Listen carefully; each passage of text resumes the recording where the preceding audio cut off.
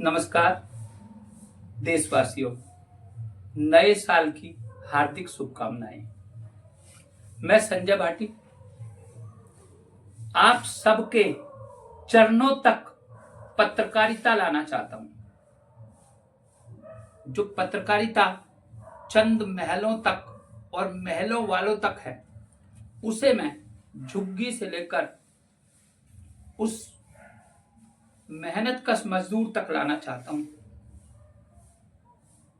जिसके खून पसीने की कमाई और टैक्स से मंत्रियों की बत्तियां जलती हैं, संसद चलती है, विधानसभाएं चलती हैं। पत्रकारिता केवल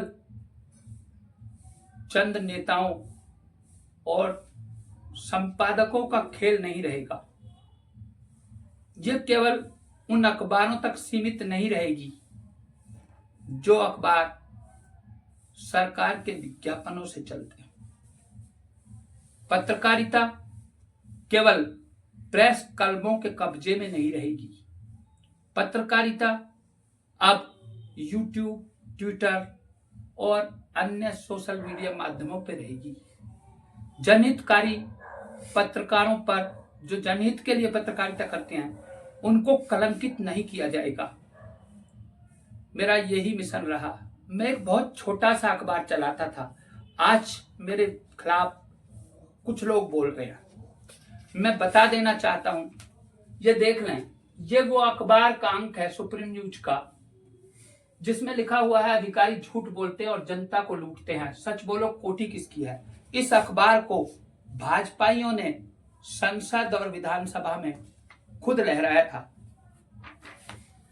दुनिया का नंबर 1 अखबार कहे जाने वाले दैनिक जागरण का खुलासा हुआ था। जागरण ऐसे करता है खबरों का गोरख धंधा।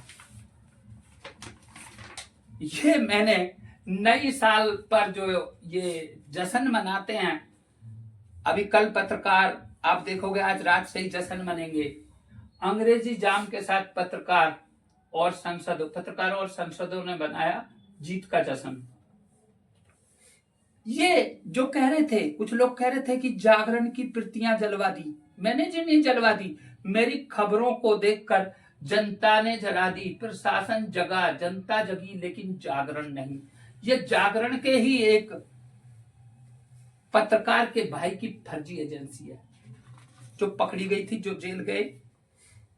ये दैनिक जागरण के नाम पर ब्लैकमेलर खुद जागरण का ब्यूरो चीफ, ये वही अनिल निगम है जिसका बार बार हम नाम लिया करते हैं। ये प्रेस क्लब नोएडा का अध्यक्ष हुआ करता था।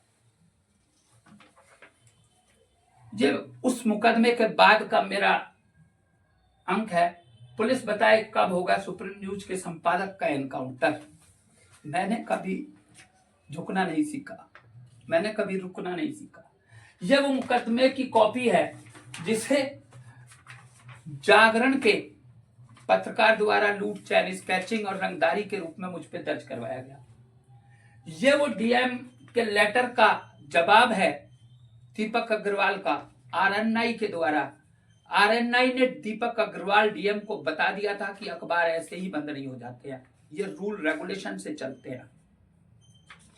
ये पत्र भेजा था मेरे अखबार को बंद करने के लिए आरएनआई के लिए।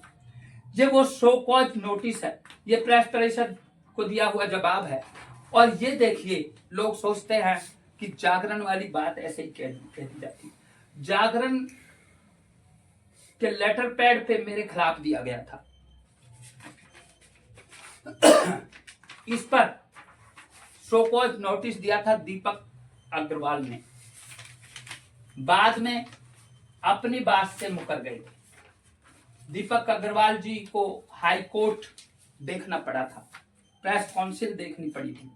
ये हाई कोर्ट के चीफ जस्टिस के उस आदेश की प्रति है जो सुप्रीम न्यूज के संपादक के पक्ष में था।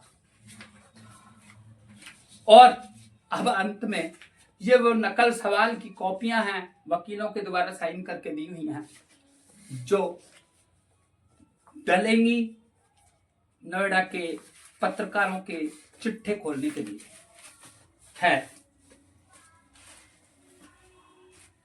मैं पुनः कहना चाह रहा हूं पत्रकारिता कुछ चंद प्रिंटिंग प्रेस वालों की मुट्ठी में नहीं रहेगी।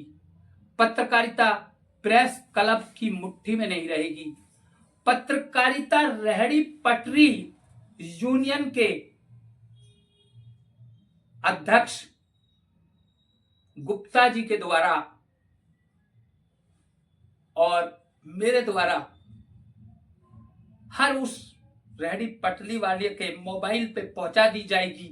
हम देखते हैं कैसे फ्री के परांठे खाएंगे, हम देखते हैं कैसे पत्रकार किसी ठेली पर जाकर उगाही करेंगे। समझ आ रहा होगा। मैं आने वाले दिनों में आपको नाली साफ करने के लिए जो प्राधिकरण का एक अमला लगा होता है, समझ पा रहे नहीं, उनकी यूनियनों में शामिल दिखाई दूंगा। मुझे सबसे पहले धन्यवाद देना है गुप्ता जी का।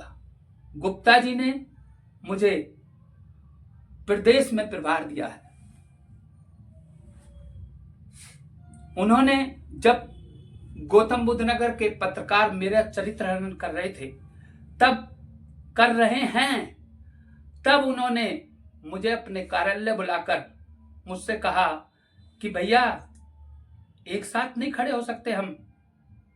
मैंने नोएडा के संपादकों के साथ जाना पसंद नहीं किया और मैंने तय कर लिया कि मैं हर उस आदमी के साथ खड़ा हो जाऊंगा जो मेहनत मजदूरी करता है। मैं उन संपादकों के साथ कभी नहीं खड़ा होऊंगा जो आबकारी विभाग से जबरन वसूली करके या आबकारी विभाग से संबंधित ठेकों पर दबाव बनाकर दारू की बोतलें लेकर सूचना विभाग लखनऊ तक पहुंचाते हैं। विज्ञापन लेने के लिए अलग अलग जिलों में से फ्री में दारू लेकर विज्ञापन के लिए भिजवाते हैं, विज्ञापन देने वालों को भिजवाते हैं। बड़ा अजीब लग रहा होगा, ये सच्चाइयां हैं।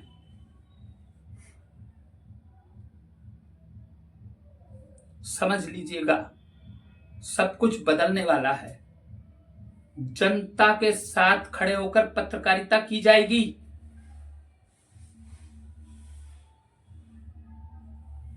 प्रिंटिंग प्रेस वालों के साथ नहीं। आप मेरा तेवर देखकर समझ रहे होंगे कि कुछ नए कीर्तिमान गढ़ने के लिए मैं आ रहा हूं। आप घबराए नहीं। जो कुछ पत्रकार, संपादक, अखबार मालिक छोटे छोटे पत्रकारों का मिसयूज करके उनके खिलाफ इस तरह एजेंडा चलाते हैं कि वो मोहन त्यागी की तरह आत्महत्या करने के लिए तैयार हो जाएं या आत्महत्या करने को मजबूर हो जाएं, ऐसा नहीं होगा। मैं लगातार लिख लिख कर प्रार्थना पत्र दे रहा हूं। जिम्मेदार अधिकारी उन पर कार्रवाई नहीं कर रहे हैं। अरे क्या मैं हाई कोर्ट नहीं जानता? मैं बार बार चरित्र हनन करने वाले लोगों के खिलाफ थानों में तहरीर दे रहा हूं।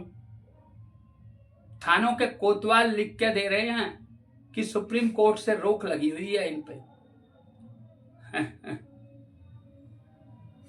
सुप्रीम कोर्ट से रोक उस समय नहीं लगती जब एक दूसरे पत्रकार के खिलाफ उन्हीं धाराओं में मुकदमे दर्ज होते हैं। अरे आप तो अपने थानों में मानहानि तक के मुकदमे लिख देते हैं, जबकि मानहानि के मुकदमे परिवाद के रूप में न्यायालय में पेश होते हैं। समझ लीजिए, सामने कानून का जानकार बैठा है। इसी के साथ मैं आप सभी को पुनः नव वर्ष की शुभकामनाएं देना चाहता हूं। 2025 पत्रकारिता के क्षेत्र में नए आयाम गढ़ेगा, ये मेरा वादा है। आपको अपने मोबाइल उठाकर मेरे साथ खड़ा होना है। आप ये मत समझिए कि आप सफाई कर्मचारी हैं। आप ये मत समझिए कि आप रेहड़ी पटड़ी वाले हैं। आपको मंथली उगाने वाले गुंडों से मुक्ति दिला दी जाएगी। नमस्कार। कुछ रह गया, ये कुछ बैग खरीदे गए हैं। ये बैग क्यों खरीदे गए हैं? इनमें कुछ संपादकों को इस तरह फाइलों की तरह, ये देख रहे हो ना, इनमें कुछ संपादकों की जो ज्यादा ही बोलते हैं, ज्यादा ही अनाप शनाप लिखते हैं। मुझे आदत है अदालतों में इस तरह बैग लेके जाने की। मैं अपने मुकदमों में जिरह स्वयं करता हूं।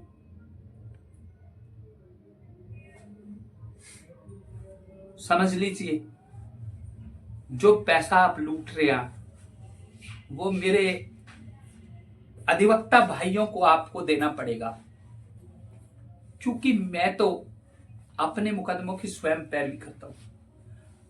मेरे खुद के परिवार में अधिवक्ता हैं, मेरे मित्रगण, मेरे परिवार के संबंधी अधिवक्ता हैं। मुझे आंखें मत दिखाइए। नमस्कार।